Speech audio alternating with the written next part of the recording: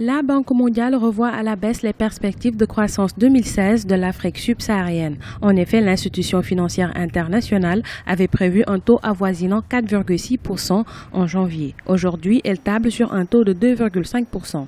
En Afrique du Nord, le recul est assez fort puisque la perspective de croissance passe à 2,9% contre 5,1% en janvier 2016. Cette contre-performance est due à la baisse des cours mondiaux du pétrole brut et au recul des prix des matières premières. Beaucoup de recommandations qui ont déjà été faites, notamment aux pays fortement exposés aux produits de base, n'ont pas forcément été suivies. Je pense par exemple au fait de décorréler les budgets des États locaux des matières premières en question.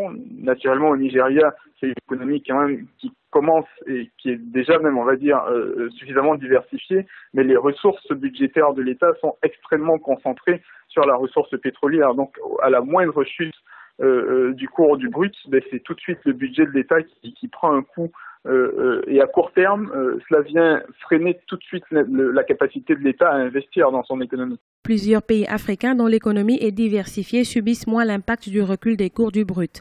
Des États africains importateurs de pétrole, notamment l'Éthiopie, le Rwanda, la Tanzanie et les pays membres de l'UEMOA ont toutefois enregistré une forte croissance. Relever les cours est compliqué, mais dans le court terme, ce qu'il faut faire pour solutionner définitivement cette crise, c'est de porter des choix stratégiques de développement sur des filières porteuses et à la fois inclusives, porteuses de croissance mais aussi inclusives pour qu'au moins la grande masse sente aussi ce taux de croissance.